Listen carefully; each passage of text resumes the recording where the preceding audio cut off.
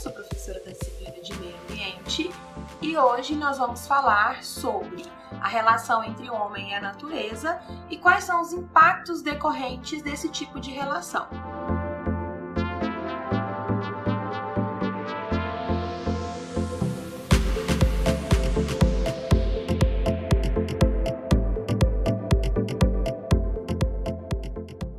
Desde os mais distantes antepassados do homem, eles vêm transformando a natureza. A diferença é que no início da humanidade, a relação com a natureza era uma relação em que o homem era submisso ao meio ambiente. Então, enquanto ele era caçador, coletor, a sua interferência no ambiente era mínima. O máximo de interferência que acontecia era em algumas cadeias alimentares devido à atividade de caça dos seres humanos, né? Matar alguns animais para o seu próprio consumo. Talvez a descoberta mais importante desse período e que tenha causado um impacto um pouco maior na natureza tenha sido a descoberta do fogo, que proporcionou aquecimento desses seres humanos primitivos e também proporcionou que eles cozinhassem os seus alimentos. Mas mesmo assim, ainda era um impacto mínimo se comparado ao impacto que nós temos hoje. Com o passar do tempo, esses humanos primitivos conseguiram dominar a técnica de criação de animais e de cultivo de alimentos. Então, aproximadamente 10 mil anos antes de Cristo, iniciou-se a Revolução Agrícola, que foi o momento a partir do qual o ser humano começou a ter um impacto maior sobre a natureza. Ele começou a impactar de forma negativa. Então, retirar a cobertura vegetal original para a criação de pastos para a pecuária, ou se não de locais para a criação de lavouras. A utilização do fogo em larga escala começou a poluir a atmosfera daquelas regiões. Como as pessoas começaram a se agrupar, então regiões aquáticas começaram a receber muita matéria orgânica, o que configura um tipo de poluição também, um impacto ambiental. Então, é possível observar que nessas regiões já se começava a notar um impacto muito maior da relação entre o homem e a natureza. O homem estava deixando de ser submisso à natureza. O tipo de relação entre o homem e o ambiente estava mudando. Além da Revolução Agrícola, outro fator muito importante para a mudança dessa relação entre o homem e o ambiente foi o surgimento das primeiras cidades. Então, há cerca de 4.500 anos atrás, os seres humanos começaram a se agrupar nessas cidades e as populações humanas começaram a crescer num ritmo muito mais acelerado. E aqui é importante dizer que desde o surgimento da espécie humana, levou cerca de 200 mil anos até alcançar a quantidade de 170 milhões de humanos. Depois desse marco, foram necessários apenas 1.700 anos para alcançar o número de 700 milhões de pessoas às vésperas da Revolução Industrial. A partir disso, houve então um crescimento vertiginoso, sendo que em 1850 já existia mais de 1 bilhão de pessoas no mundo. Em 1950, nós já tínhamos então mais de 2 bilhões de pessoas. Em 1970, já éramos mais de 3 bilhões. Em 1990, mais de 5 bilhões e hoje já ultrapassamos a marca de 7 bilhões de pessoas no mundo. É importante dizer que, paralelamente a esse crescimento populacional, foram surgindo avanços tecnológicos e científicos que permitiram que o homem explorasse e transformasse a natureza cada vez mais.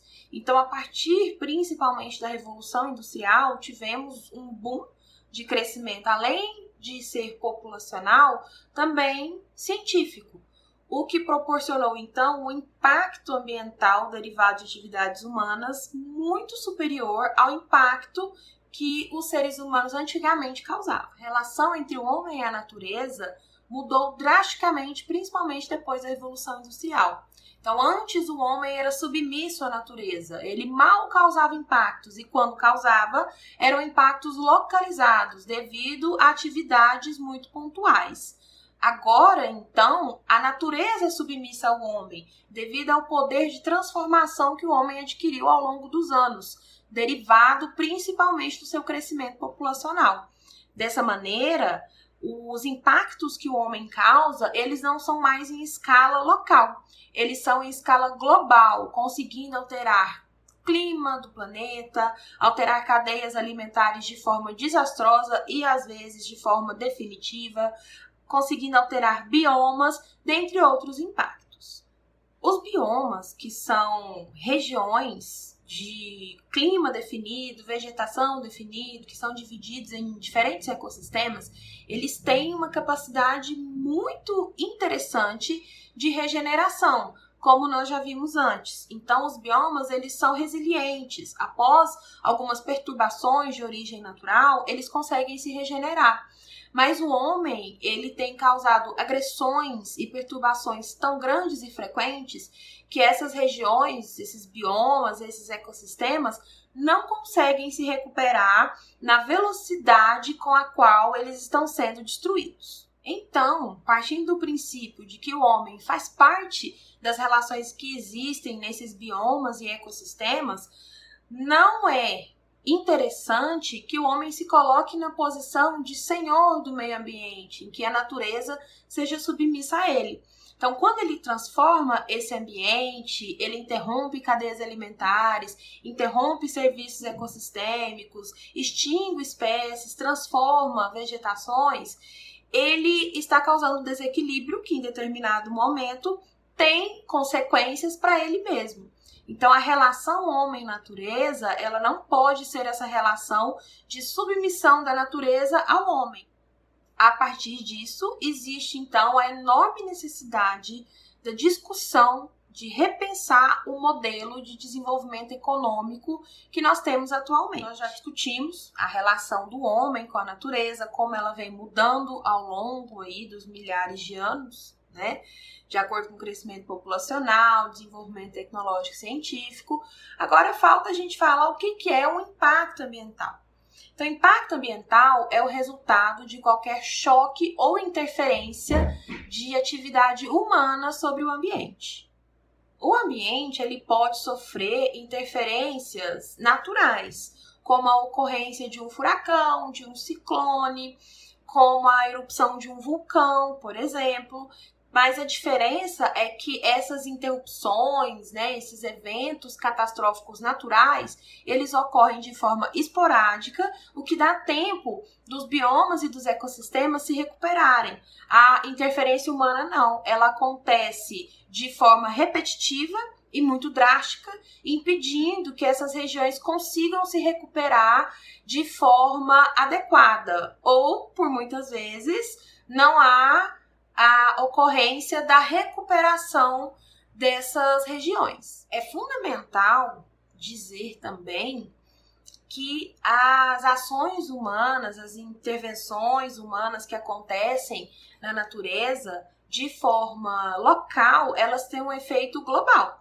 Então, quando pensamos em regiões de florestas tropicais, por exemplo, em que a cobertura vegetal é retirada para dar lugar a pasto, a regiões de lavoura, essa retirada é feita através de queimadas.